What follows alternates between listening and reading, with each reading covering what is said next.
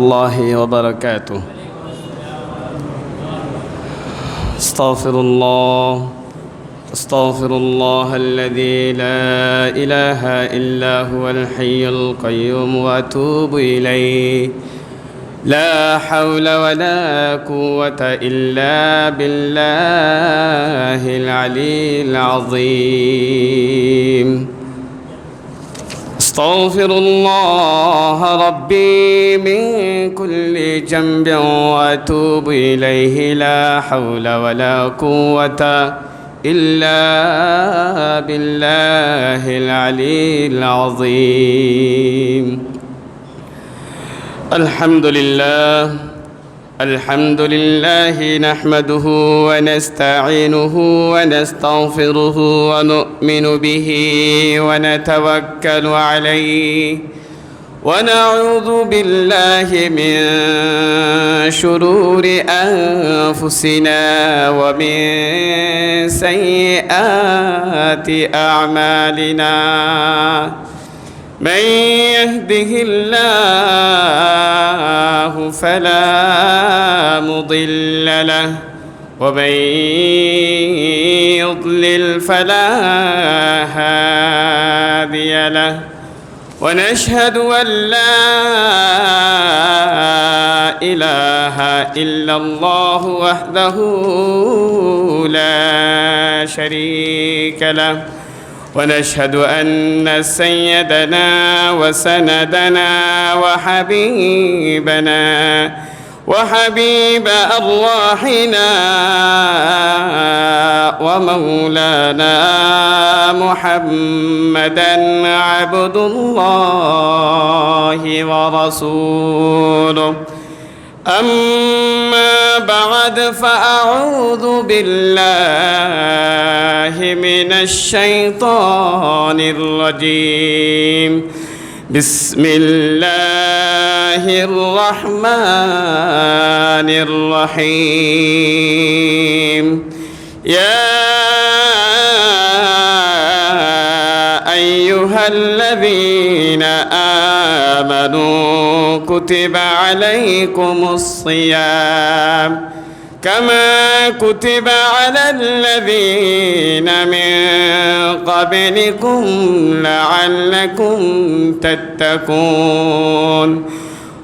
وقال الله تعالى بالقرآن الكريم: شهر رمضان الذي أنزل فيه القرآن هدى للناس وبينات من الهدى والفرقان. فمن شهد منكم الشهر فليصم. ومن كان مريضا أو على سفر فعدة من أيام أخر.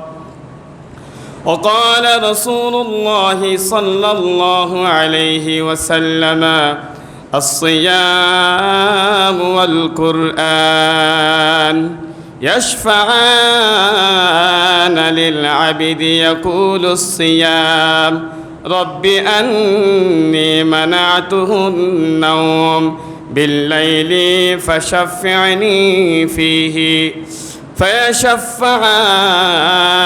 وعن أبي هريرة رضي الله تعالى عنه قال: قال رسول الله صلى الله عليه وسلم: من صام رمضان إماما واحتسابا غفر له ما تقدم من ذنبه. ومن قام رمضان إيمانا واحتسابا غفر له ما تقدم من ذنبه. ومن قام ليلة القدر إيمانا واحتسابا غفر له ما تقدم من ذنبه. بارك الله لنا ولكم في القرآن العظيم. بسم الله الرحمن الرحيم. إن الله وملائكته يصلون على النبي يا أيها الذين آمنوا صلوا عليه وسلموا تسليما صلى الله على سيدنا محمد وآله وصحابه وسلم صلى الله على سيدنا محمد وآله وصحابه وسلم صلى الله على سيدنا محمد وآله وصحابه وسلم بلغ العلا بكماله كشف الدجى بجماله حسنت جميع خصاله صلوا عليه وآله أي مؤمن ملك سبي বেদু শরফ পাবার নবী রোশন করো কলব তোমারি সল্লু আলা আহমদ নবী বলগল উলা বিকমালিহি كشف الدجى بجماله حسنت جميع خصاله صلوا عليه وآله أما بعد সম্মানিত উপস্থিত হাজিরিন,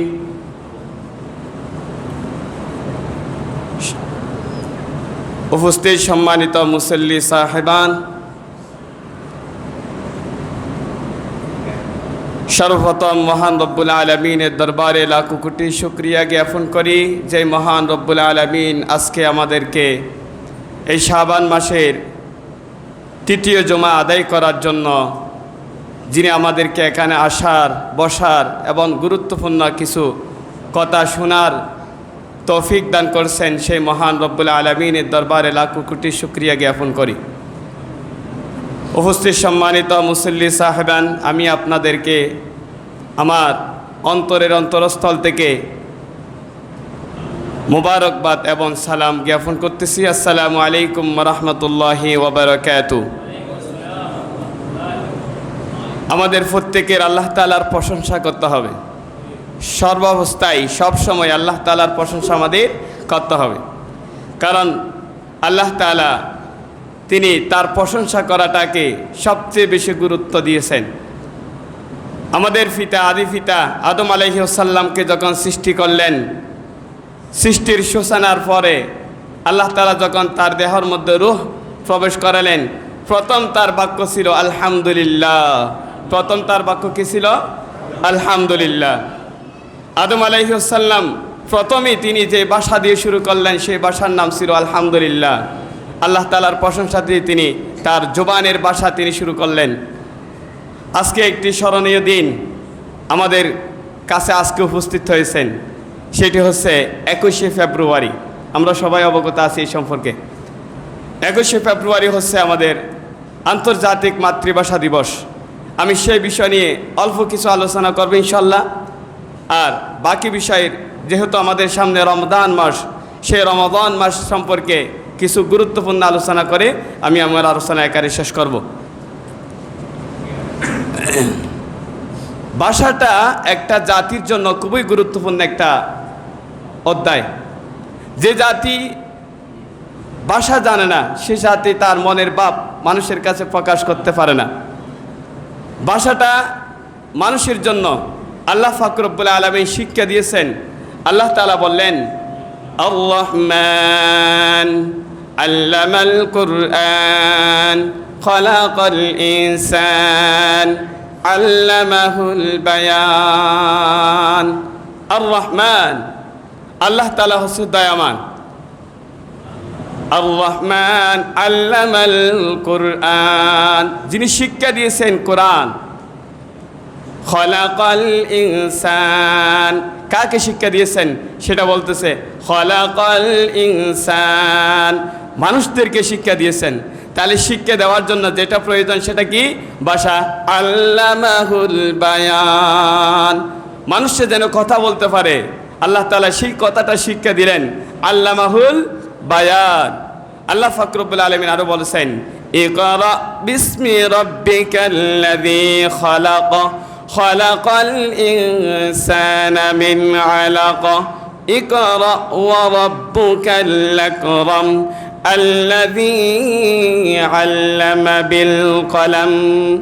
প্রথম যখন কোরআন নাজিল হয়েছিল তখন আল্লাহ পাক রব্বুল আলামিন আমাদের নবী, বিশ্ব নবী হযরত মুহাম্মদ মুস্তাফা সাল্লাল্লাহু আলাইহি ওয়াসাল্লামকে কোরআন শিক্ষা দিচ্ছে, বাণী শিক্ষা দিচ্ছে, কথা শিক্ষা দিচ্ছে। তুমি পড়ো কার নামে? ইকরা বিসমি রাব্বিকাল্লাযী খালাক খালাকাল ইনসানা মিন আলাক। আল্লাহ তাআলার নামে তুমি পড়া আরম্ভ করো, যিনি তোমাকে সৃষ্টি করছেন। ইকরা বিসমি রাব্বিকাল্লাযী খালাক খালাকাল ইনসানা মিন আলাক, যে আমাদেরকে সৃষ্টি করছেন আলাক থেকে। খালাকাল ইনসানা মিন আলাক আল্লাযী আল্লামা বিল কলম, যিনি আমাদেরকে শিক্ষা দিয়েছেন কি দ্বারা? কলম দ্বারা। তাহলে প্রত্যেকটা জাতির জন্য আল্লাহ তাআলা একটা ভাষা সৃষ্টি করে দিয়েছেন। তিনি আরো বলেন, ومن آياته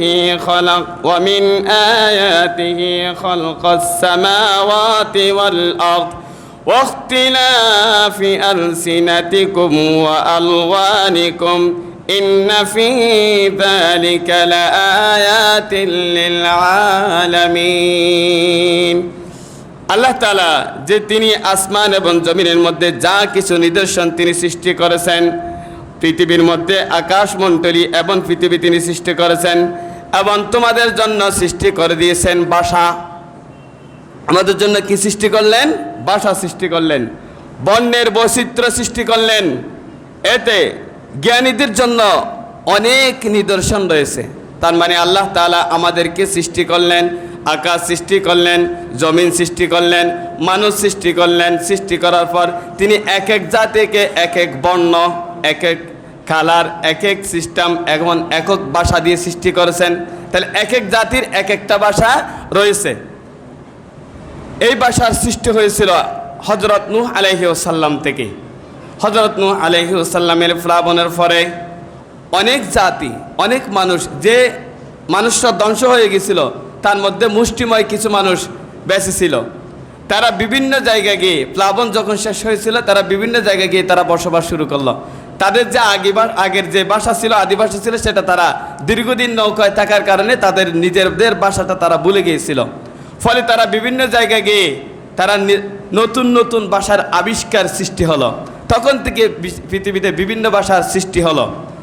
এখন পর্যন্ত পৃথিবীতে প্রায় ৩,৫০০-এর অধিক ভাষা রয়েছে।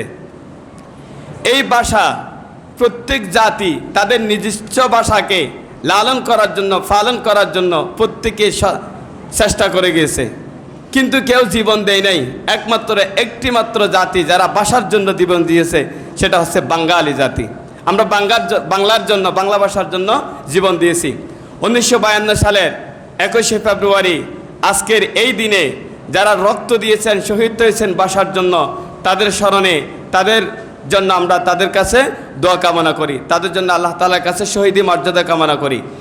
ভাষা আন্দোলন যেটা শুরু হয়েছিল 1918 সালে, অর্থাৎ এটার সূত্রপাত ঘটে 1918 সালে, প্রথম বিশ্বযুদ্ধের পরবর্তী সময়ে। 1920 সালে আসে এটার একটা রূপ ধারণ করল। যখন ভারত এবং পাকিস্তান বিভক্ত হলো, তারপর মহাত্মা গান্ধী একটা প্রস্তাব রাখলেন রবি ঠাকুরের কাছে। রবি ঠাকুর ভারতের রাষ্ট্রীয় ভাষা হিসেবে গ্রহণ করার জন্য তিনি হিন্দিকে চয়েস করে নিলেন। ইংরেজি অথবা হিন্দি, এই দুইটা থেকে কোনো একটা ভাষাকে চয়েস করে নেওয়ার জন্য বলছে। কিন্তু একটা আয়োজনের মধ্যে ডক্টর মোহাম্মদ শহীদুল্লাহ এই ভাষাকে প্রত্যাখ্যান করে হিন্দির চেয়ে সবচেয়ে বেশি গুরুত্বপূর্ণ এবং উচ্চ মানসম্পন্ন একটা ভাষা, সেটা হচ্ছে বাংলা ভাষা। সে বাংলা ভাষাকে স্বীকৃতি দেওয়ার জন্য ডক্টর মোহাম্মদ শহীদুল্লাহ সেখানে প্রস্তাব রাখলেন। তার পরবর্তী সময় 1947 সাল আসে, ভারত পাকিস্তান বিভক্ত হয়ে যায়। ভারত পাকিস্তান বিভক্ত হয়ে যাওয়ার পর মোহাম্মদ আলী জিন্নার নেতৃত্বে যখন তিনি পাকিস্তানের পশ্চিম এবং পূর্ব পাকিস্তানের প্রধানমন্ত্রী ছিলেন, তার পরবর্তী এই পশ্চিম পাকিস্তান অর্থাৎ এই পাকিস্তান উপমহাদেশের মধ্যে, পাকিস্তান মহাদেশের মধ্যে ভাষা কী হবে, রাষ্ট্রীয় ভাষা কী হবে, সেই ভাষা নির্ধারণ করার জন্য অধিকাংশ মানুষরা মত দিয়েছে উর্দু ভাষাকে প্রাধান্য দেওয়ার জন্য। কিন্তু উর্দু চেয়ে সবচেয়ে বেশি গুরুত্বপূর্ণ এবং মানসম্পন্ন একটা ভাষা হচ্ছে বাংলা ভাষা। সেই ভাষা যখন বাংলা অর্থাৎ পূর্ব পাকিস্তানের মানুষরা যখন অধিকাংশ মানুষরা যখন বাংলা ভাষাভাষী মানুষ ছিল, তারা আমরা আমাদের ভাষাটাকে রাখার জন্য, রাষ্ট্রীয়ভাবে স্বীকৃতি দেওয়ার জন্য আমরা তখন থেকেই এটার আন্দোলন করতে থাকি। 1948 সালে মোহাম্মদ আলী জিন্নাহ পূর্ব পাকিস্তানে আসিয়ে যখন একটি 2 দিন যখন একটা বক্তব্য রাখলেন, বক্তব্যতে ছিল তিনি উর্দু ভাষাকে রাষ্ট্রীয় ভাষা হিসেবে স্বীকৃতি দেওয়ার জোর দাবি জানালেন। কিন্তু বাংলার সাধারণ জনগণ তা প্রত্যাখ্যান করলেন। আস্তে আস্তে আন্দোলন শুরু হলো। আন্দোলন হতে হতে 1952 সালে আসি 21শে ফেব্রুয়ারি ঢাকা বিশ্ববিদ্যালয় থেকে আন্দোলনের মুড ঘুরে গেলেন এবং তীব্র আন্দোলন শুরু হলো। তখন তৎকালীন পাকিস্তানের প্রধানমন্ত্রী মোহাম্মদ আলী জিন্নাহ 146 ধারা জারি করলেন। সে 146 ধারাকে প্রত্যাখ্যান করে ঢাকা বিশ্ববিদ্যালয়ের ছাত্ররা আন্দোলনে ঝাঁপিয়ে পড়লেন। সে আন্দোলনে শহীদ হলেন আব্দুল বকর, আব্দুল বরকাত, সালাম, জব্বার, রফিক, আরও অনেকে শহীদ হলেন। তাদের শহীদি মর্যাদা কামনা করে আল্লাহ তাআলার কাছে আমরা দোয়া করব। তাহলে ভাষাটা কি জিনিস আমাদের জন্য সবচেয়ে বিষয় গুরুত্বপূর্ণ একটা অধ্যায়, যেটা তারা আমাদেরকে দিয়ে গেছেন। আজকে আমরা তাদের স্মরণে অনেক কুসংস্কার চালু করে ফেলছি, অনেক কুসংস্কার চালু করে ফেলছি। তাদের কবরে গিয়ে আমরা পুরোবরণ করি, তাদের কবরে গিয়ে আমরা শিরকিপূর্ণ আয়োজন করি। এগুলা থেকে আমরা বিরত থাকব, তাদের জন্য দোয়া করব, তাদের ইচ্ছা রিসাফের উদ্দেশ্যে আমরা কোরআনে খতম করব, তাদের ইচ্ছা রিসাফের উদ্দেশ্যে আমরা আল্লাহ তাআলার কাছে দোয়া কামনা করব, ভালো ভালো কাজ করে যাব তাদের জন্য। তারা যেই কারণে আত্মত্যাগ করেছেন, শহীদ হয়েছেন, তারা নিজেরা প্রাণ দিয়েছেন, সেই কারণটা আমরা ধারণ করব, এটি আমরা বাস্তবায়ন করার জন্য চেষ্টা করব ইনশাআল্লাহ। আমি যে আয়াতে কারিমা তেলাওয়াত করছি, আয়াতে কারিমা হচ্ছে কোরআন মাজিদের সূরা বাকারার একটি আয়াত। আল্লাহ পাক রব্বুল আলামিন বলেছেন, ইয়া আইয়ুহাল্লাযীনা আমানু কুতিবা আলাইকুমুস সিয়াম কামা কুতিবা আলাল্লাযীনা মিন ক্বাবলিকুম লাআল্লাকুম তাত্তাকুন।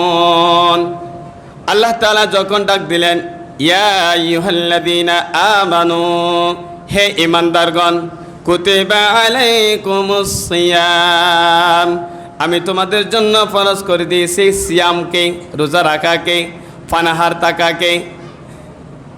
কুতিবা আলাইকুমুস সিয়ামু কামা কুতিবা আলাল্লাযীনা মিন ক্বাবলিকুম লাআল্লাকুম তাত্তাকুন।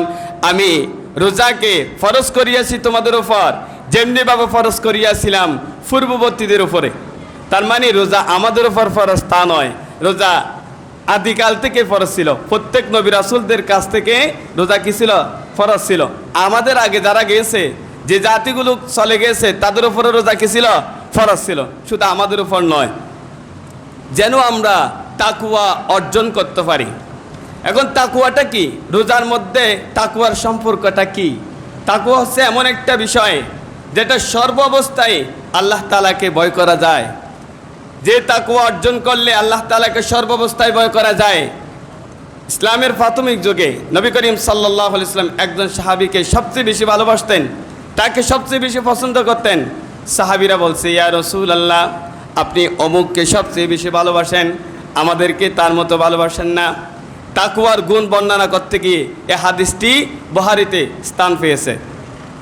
রাসূল করিম সাল্লাল্লাহু আলাইহি ওয়াসাল্লাম বললেন, অমুক সাহাবীকে আমি কেন ভালোবাসি তোমরা কি তা জানতে চাও? তাহলে আগামীকাল সবাই উপস্থিত হবা। সবাই আসলেন। নবী করিম সাল্লাল্লাহু আলাইহি ওয়াসাল্লাম সবাইকে একটা পরীক্ষা করলেন। পরীক্ষাটা কেমন ছিল? সবাইকে একটা একটা ফাঁকি দিলেন এবং বললেন, তোমরা সবাই এটা জবাই করে আনবা, কেউ যেন না দেখে, কেউ যেন না দেখে। এক একজন এক এক জায়গায় গিয়ে জবাই করে আনলেন। কেউ ঘরের ভিতর ঢুকলেন, ওখানে জবাই করলেন। কেউ টয়লেটের ভিতর ঢুকে জবাই করলেন। কেউ দরজা জানালা সব বন্ধ করে জবাই করলেন, কেউ যেন না দেখে, একটা পিঁপড়া যেন না দেখে। কিন্তু ওই সাহাবী যেখানে গেলেন সেখানেই দেখে, আল্লাহ তাআলা তো দেখে, কেউ দেখতেছে না, কিন্তু কেউ একজন জানি দেখে। সবাই জবাই করে আনলেন, কিন্তু ওই সাহাবী জবাই করলেন না। নবী করিম সাল্লাল্লাহু আলাইহি ওয়াসাল্লামের কাছে সবাই উপস্থিত হলেন, সবাই জবাই করে উপস্থিত হলেন, কিন্তু ওই সাহাবী জবাই করলেন না। তিনি জবাই না করে উপস্থিত হলেন। সকল সাহাবীরা বলছি, ইয়া রাসূলুল্লাহ, আমি এভাবে জবাই করলাম, ঘরের ভিতর ঢুকে জবাই করলাম, কেউ না দেখার মতো করে জবাই করলাম। সবাই এক একটা এক এক বর্ণনা দিচ্ছিল। যখন ওই সাহাবী থেকে জিজ্ঞেস করছে, কেন তুমি জবাই করো নাই? ওই সাহাবী উত্তর দিলেন, ইয়া রাসূলুল্লাহ সাল্লাল্লাহু আলাইহি ওয়াসাল্লাম, আমি যেখানে জবাই করতে যাই কেউ জানি আমাকে দেখে ফেলে, কেউ জানে আমাকে দেখে ফেলে। তিনি যখন এমন বর্ণনা দিলেন, নবী করিম সাল্লাল্লাহু আলাইহি ওয়াসাল্লাম বললেন, দেখছো আমি কেন তাকে বেশি ভালোবাসি? কারণ তিনি সর্ব অবস্থায় সব সময় সব জায়গায় ভয় করেন কারে? আল্লাহ তাআলাকে। সেজন্য আল্লাহ তাআলাকে ভয় করে তিনি জবাই করতে পারলেন না। তিনি উদাহরণ দিতে গিয়ে এটা বললেন, এটার নাম হচ্ছে তাকওয়া। তাহলে আমরা রোজা পালন করে থাকি। আমরা কি পালন করে থাকি? রোজা পালন করে থাকি। রোজা হচ্ছে এমন একটা ইবাদত, ইসলামের যে 5টি খুঁটি রয়েছে তার মধ্যে তৃতীয়তম স্থানে রয়েছে রোজা। রোজা তৃতীয়তম না, প্রথমটা হচ্ছে ঈমান, তারপর হচ্ছে নামাজ। ঈমান আনার পর যে কাজটি একজন মানুষের উপর ফরজ হয়ে যায় সেটার নাম হচ্ছে সালাত, নামাজ আদায় করতে হবে। দ্বিতীয় নম্বরে যেটা ফরজ সেটার নাম রোজা পালন করতে হবে। রমজান মাস আসলে রোজা রাখতে হবে। তৃতীয় নম্বরে সামর্থ্য থাকলে হজ আদায় করতে হবে। পঞ্চম নম্বরে সামর্থ্য থাকলে যাকাত দিতে হবে। কিন্তু রোজার জন্য শর্ত হচ্ছে আপনাকে ঈমান আনার পর, নামাজের পরে অবশ্যই আপনাকে রোজা পালন করতে হবে। তাহলে যে আল্লাহ তাআলা এখানে তাকওয়া অর্জনকারীদের জন্য রোজার বিষয় বলছে, তাহলে আমরা রোজা এমনভাবে পালন করব যে রোজা একমাত্র আল্লাহ তাআলার জন্য, কারোর জন্য নয়। আল্লাহ পাক রব্বুল আলামিন বলেন, কুল ইন্না সলাতি ওয়া নুসুকি ওয়া মাহইয়ায়া ওয়া মামাতি লিল্লাহি রাব্বিল আলামিন। একমাত্র আমরা আল্লাহ তাআলার জন্যই সালাত আদায় করি, কাউকে দেখানোর জন্য নয়। একমাত্র আল্লাহ তাআলার জন্য আমরা কোরবানি করি, কাউকে দেখানোর জন্য নয়। একমাত্র আল্লাহ তাআলার জন্য আমরা সিয়াম পালন করে থাকি, কাউকে দেখানোর জন্য নয়।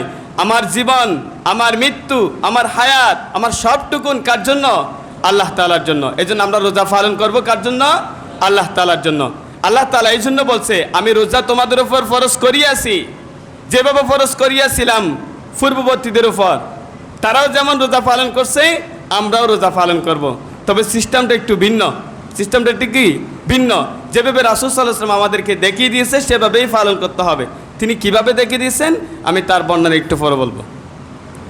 তাহলে আমরা রোজা পালন করব তাকওয়ার ভিত্তিতে। কিসের ভিত্তিতে? তাকওয়ার ভিত্তিতে। তাকওয়ার উদাহরণ একটু আগে আমি দিলাম। তাহলে আমরা সবসময় সর্ব অবস্থায়, রোজা অবস্থায় যেসব বিষয় আমাদের জন্য হারাম এগুলো আমরা প্রত্যাখ্যান করব, এগুলো থেকে এড়িয়ে থাকব। যেসব বিষয় আমাদের জন্য পালন করতে হবে সেগুলো আমরা অবশ্যই পালন করে যাব। রোজা আমরা রাখি কাউকে দেখানোর জন্য নয়, একমাত্র আল্লাহ তাআলাকে ভয় করার জন্য। অন্যান্য ইবাদতগুলো এখানে কাউকে দেখানোর একটু একটু হলেও কি আসে, আশঙ্কা আসে। যেমন আমরা নামাজ পড়ি, অনেকে নামাজ পড়ে আমাকে যেন নামাজি বলে, অথচ সেই সব নামাজিদের জন্য আল্লাহ তাআলা বলছে ফাওয়াইলুল লিল মুসাল্লিন, ওই সব নামাজিদের জন্য ধ্বংস।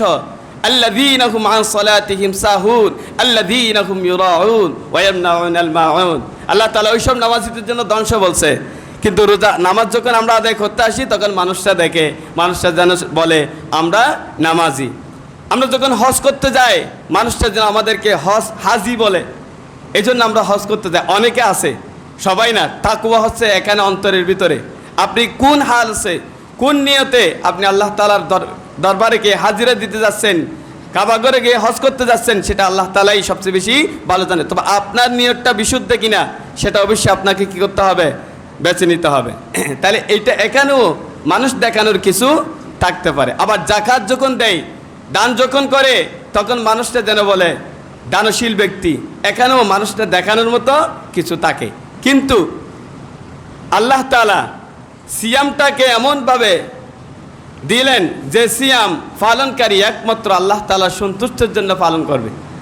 কারণ কাউকে দেখানোর জন্য তো সে উপবাস থাকবে না, কাউকে দেখানোর জন্য অনর্থক পেটে কষ্ট দিবে না। এজন্য আল্লাহ পাক রব্বুল আলামিন বললেন আসিয়ামু ফাইন্নাহু লি ওয়া আনা আজজি বিহি। অর্থাৎ সিয়াম হচ্ছে এমন একটা বিষয়, সিয়াম একান্তই আমার জন্য। আল্লাহ তাআলা বলছে সিয়াম একমাত্র কার জন্য, আল্লাহ তাআলার জন্য। অতএব আমি নিজেই এর প্রতিদান দেব। আল্লাহ তাআলা বলছে যেহেতু সিয়াম আমার জন্য, আমি নিজ হাতের প্রতিদান দেব। আল্লাহ তাআলা নিজের হাতে রোজার প্রতিদান দিবে। নামাজের প্রতিদান আল্লাহ তাআলা কোনো মাধ্যমে দিয়ে দিবে। আপনি ঈমান আনছেন, এটার প্রতিদান আল্লাহ তাআলা কোনো মাধ্যমে দিবে। আপনি হজ করছেন, এটার প্রতিদান আল্লাহ তাআলা কোনো মাধ্যমে দিবে। আপনি যাকাত দিয়েছেন, দান করেছেন, এটার প্রতিদান আল্লাহ তাআলা কোনো মাধ্যমে দিবে। কিন্তু একমাত্র সিয়াম, রোজা, যেটার প্রতিদান আল্লাহ তাআলা নিজ হাতে বান্দাকে দিবেন। কারণ এটা কাউকে দেখানোর জন্য সে পালন করে নাই, পালন করছে কার জন্য, আল্লাহ তাআলাকে ভয় করে। সিয়াম যে শব্দটা, এটা হচ্ছে এক বচন, বহু বচনে। সিয়াম শব্দটি সাওমুন এর বহু বচন, যার অর্থ হচ্ছে বিরত থাকা। এমন কতগুলো বৈধ কাজ যেগুলো আপনি করতে পারেন সেগুলা থেকেই বিরত থাকতে হবে, যেগুলা নিষেধ সেগুলা থেকেই বিরত থাকতে হবে। এই ব্যাপারে বলছে লাইসা সিয়ামু মিনাল আকালি ওয়াশারবি ইন্নামা সিয়ামু মিনাল লাগবি ওয়ার রাফাসি।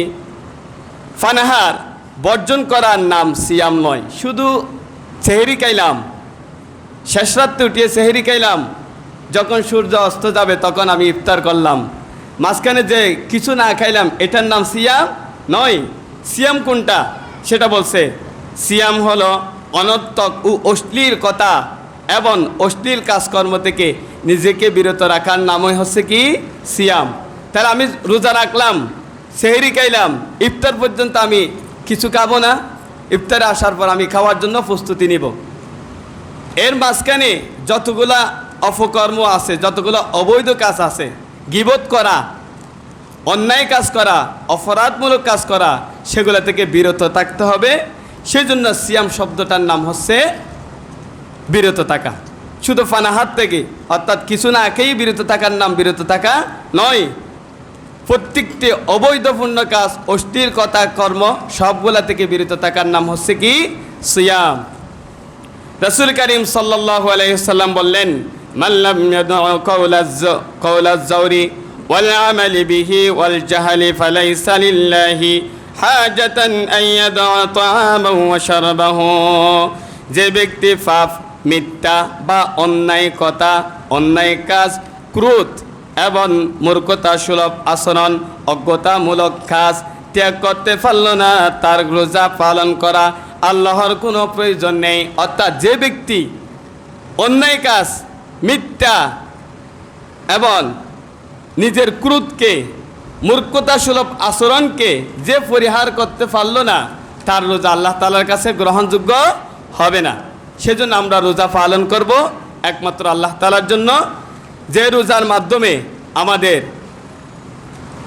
যে অন্যায় কাজ, মিথ্যা কথা, অপরাধমূলক কাজ, সমস্ত পাপগুলো থেকে বিরত থাকার জন্য আমরা চেষ্টা করব ইনশাআল্লাহ। রমজান মাস আছে বছরে একবার, এটা প্রতি মাসে আসে না। 12টি মাসের মধ্যে একটি মাস আমাদের রোজা পালন করতে হয়। যে রোজাটা পালন করলে একটা রোজা আপনি সারা বছর রোজা রাখলে যে সব পাবেন, একটা রোজা তার চেয়ে বেশি সব। সুবহানাল্লাহ। আমরা এই রমজান মাসের সিয়ামগুলো গুরুত্বের সাথে পালন করব। রাসূল সাল্লাল্লাহু আলাইহি ওয়াসাল্লাম বলছে,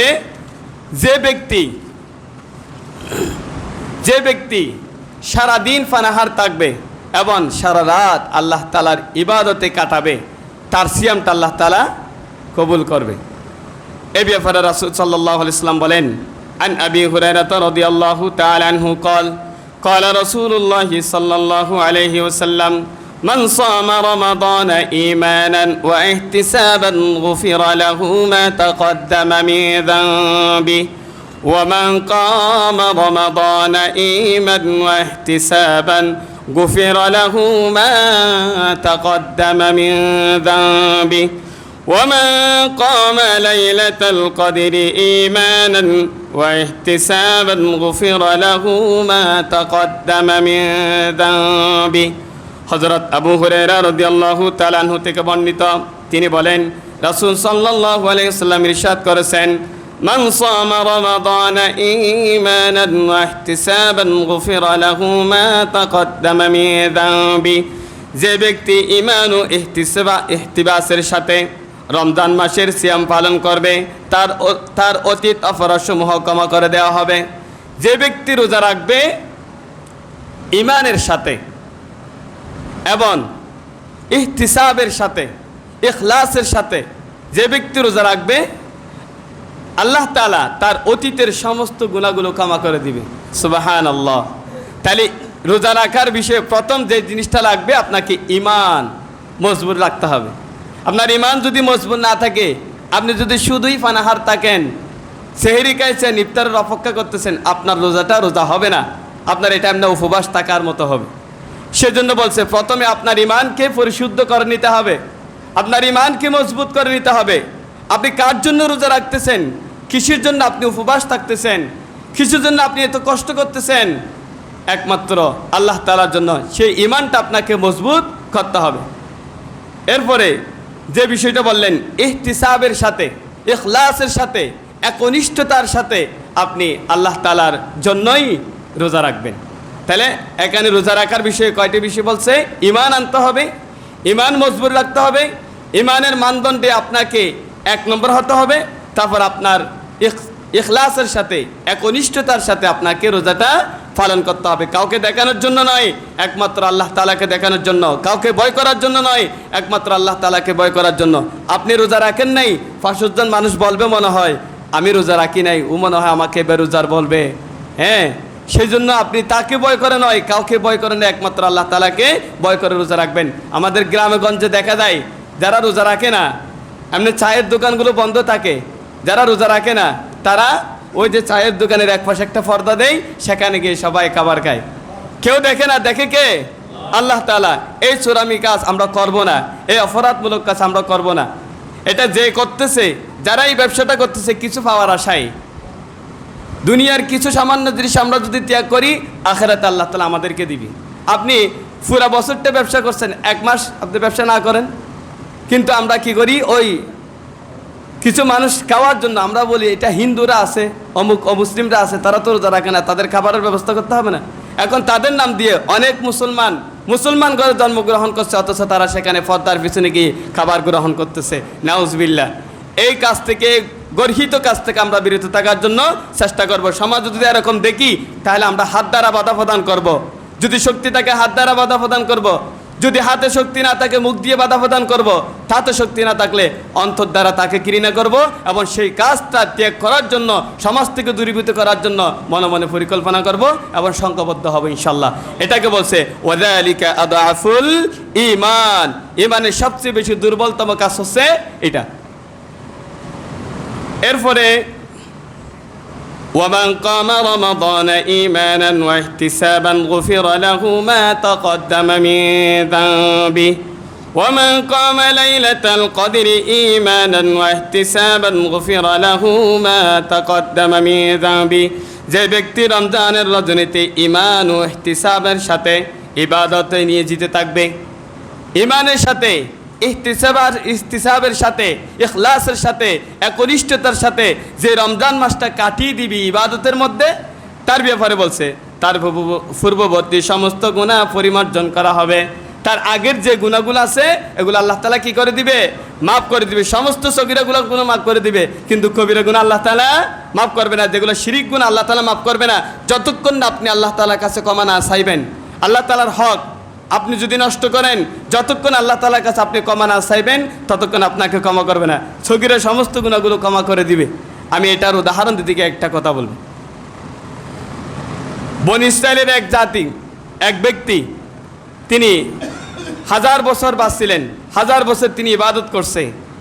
ইবাদত করতে করতে প্রায় 1000 বছর পর তার মৃত্যু হলো। আল্লাহ তাআলা তার উপর সন্তুষ্ট হয়ে তাকে বললেন, ফেরেশতাদেরকে বললেন, তাকে কোথায় ঢুকে দাও? জান্নাতের যে নিয়ামতগুলো সেগুলো তাকে দিয়ে দাও। তিনি বললেন, আল্লাহ আমি এত বছর ইবাদত করলাম, এতগুলি ইবাদত করলাম, তার বিনিময়ে শুধু জান্নাত, আমাকে আর কিছু দিবেন না?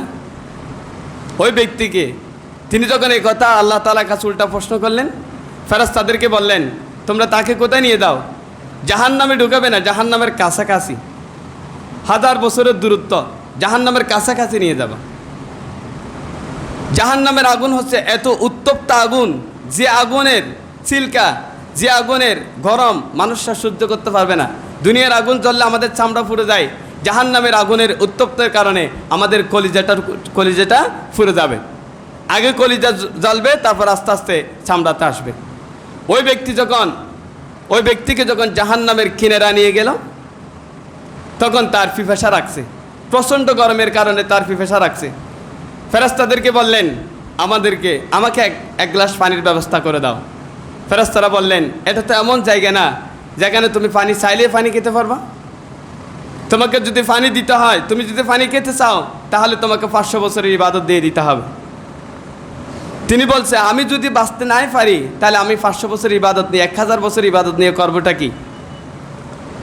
তিনি 500 বছর ইবাদত দিয়ে দিলেন, বিনিময়ে 1 গ্লাস পানি খেলেন। তারপর চলতে লাগলেন। চলতে চলতে কিছু দূর যাওয়ার পর যে পানি খেয়েছে তার প্রস্রাব দল। তখন বলছে, সাহাবী ফেরেশতাদেরকে বলল, আমাকে একটা প্রস্রাবের ব্যবস্থা করে দাও। ফেরেশতারা বললেন, এটা তো এমন জায়গা না যে তুমি চাইলেই যেখানে সেখানে প্রস্রাব করতে পারবা। যদি করতে চাও তাহলে বিনিময়ে 500 বছর ইবাদত দিয়ে দিতে হবে। তিনি বলছে, আমি যদি করতে না পারি 500 বছর ইবাদত নিয়ে করবোটা কি? তিনি 500 বছর ইবাদত দিয়ে দিলেন, বিনিময়ে তিনি প্রস্রাব করে নিলেন। এখন তার হাতে আছে শূন্য। 1000 বছর ইবাদত শেষ। তিনি আল্লাহ তাআলার কাছে আসলেন। আল্লাহ তাআলা তাকে বললেন, বান্দা আমি তোমাকে জান্নাত কিসের বিনিময়ে দেব? এখন তুমি তো 1000 বছর ইবাদত করছিলা, তার বিনিময়ে আমি তোমাকে জান্নাত দেওয়ার জন্য বলছিলাম, কিন্তু এখন যে তোমার ইবাদতে কিছু নাই, তুমি তো খালি, আমি তোমাকে কিভাবে জান্নাত দেব? তিনি বললেন, আপনার রহমত ছাড়া আমার আর কোনো উপায় নেই। তাহলে আমরা যত ইবাদত করি না কেন, আল্লাহর রহমত ছাড়া আমাদের কোনো উপায় নেই। আমাদের ইবাদতটুকু একমাত্র আল্লাহ তাআলাকে দেখানোর জন্য, আল্লাহ তাআলাকে সন্তুষ্ট রাখার জন্য আমরা ইবাদত করব। তাহলে বিনিময়ে আল্লাহ তাআলা আমাদেরকে কোথায় দিবেন? জান্নাতে দিবেন। আমরা যে গুনাহ করি, সমস্ত সগীরা গুনাহ ক্ষমা করবে যদি আমরা ঈমানের সাথে, ইহতিসাবের সাথে, ইখলাসের সাথে রোজা রাখি, তাহলে আমাদের সগীরা গুনাহ কি করবে? আল্লাহ তাআলা ক্ষমা করবে। কবিরা গুনার জন্য আল্লাহ তাআলার কাছে অবশ্যই আমাদের কান্না করতে হবে, দোয়া চাইতে হবে, ক্ষমা চাইতে হবে। সেই কবিরা গুনাহ যেন দ্বিতীয়বার আবার না করি, আল্লাহ তাআলার কাছে ওয়াদাবদ্ধ হতে হবে। এবার আরেকটা হাদিসের অংশ, এটা বলে আমি শেষ করে দেব। ওয়ামান কামা লাইলাতাল কদরি ঈমানান ওয়া ইহতিসাবান গুফিরা লাহু মা তাকদ্দামা মিন যামবি। রাসূল করিম সাল্লাল্লাহু আলাইহি ওয়াসাল্লাম বলেছেন, আর যে ব্যক্তি ঈমান ও ইহতিসাবের সাথে, ইখলাসের সাথে লাইলাতুল কদরে ইবাদত কাটাবে, লাইলাতুল কদরের যে রাত, সে রাতটা যে ব্যক্তি ঈমানের সাথে, ইহতিসাবের সাথে, ইখলাসের সাথে, একনিষ্ঠতার সাথে ইবাদতে কাটাবে, তারও আগের সব গুনাহগুলো ক্ষমা করে দেওয়া হবে। তাহলে তার আগের যে গুনাহগুলো হয়েছে সেগুলোও ক্ষমা করে দেওয়া হবে। তাহলে লাইলাতুল কদরের যে রাত, সে রাতটা আমরা কখন পাবো? এই রমজান মাসে পাবো, যে ব্যাপারে আল্লাহ তাআলা ঘোষণা করে দিয়েছেন, ইন্না আনজালনাহু ফি লাইলাতিল কদর, লাইলাতুল কদরি খায়রুম মিন আলফি শাহ। যেটা কি? খায়রুম মিন আলফি শাহ। ওয়া মা আদরাকা মা লাইলাতুল কদর, লাইলাতুল কদরি খায়রুম মিন আলফি শাহর, যে মাসের একটা রাত 1000 মাসের রাতের চেয়ে উত্তম। সাহাবীরা প্রশ্ন করছে, ইয়া রাসূলুল্লাহ, আমরা তো অল্প সময় বাঁচি, কেউ 50, কেউ 60, কেউ 100, এতটুকুন, কিন্তু বনি ইসরাইল জাতিগুলো 1000 বছর বাঁচছে, তারা আমাদের আগে জান্নাতে চলে যাবে, কারণ আমরা ইবাদত খুবই কম করতে পারবো, তারা তো 1000 বছর ইবাদত করছে, তারা আগে জান্নাতে চলে যাবে। এই বিষয়ে এই আয়াতটা নাজিল করে দিয়ে বলছে, এমন একটা রাত তোমাদের জন্য আমি দান করব, যে রাত বনি ইসরাইলের 1000 মাসের রাতের চেয়ে উত্তম একটা রাত। যে রাতটি কেউ যদি ইবাদতে কাটাতে পারে, ইমানের সাথে, ইখলাসের সাথে, ইহতিসাবের সাথে, তাহলে তার ওই 1000 মাসের রাতের চেয়ে সে উত্তম রাত হিসেবে পরিগণিত হবে। সেই রাতের বিনিময়ে আমি তাকে জান্নাত দান করব। সম্মানিত উপস্থিতি হাজিরিন, আমরা যেন ইহতিসাবের সাথে, ইমানের সাথে যে সামনে রমজান মাস আসতেছে, সেই রমজান মাস যেন আমরা পালন করতে পারি, দিনে যেন আমরা সিয়াম পালন করতে পারি, রাত যেন ইবাদতের মধ্যে কাটাতে পারি, এবং এই তারাবির নামাজ যেন আমরা যথাসময়ে আদায় করতে পারি, তাহাজ্জুদের নামাজ পড়তে পারি। সেজন্য আল্লাহ তাআলার কাছে দোয়া কামনা করব, এবং লাইলাতুল কদরের যে রাত, সেই রাতটা যেন আমাদের কপালে আমরা যেন পাই, আল্লাহ তাআলা যেন আমাদেরকে সেই পর্যন্ত বাঁচায় রাখে, সেজন্য আল্লাহ তাআলার কাছে দোয়া করব।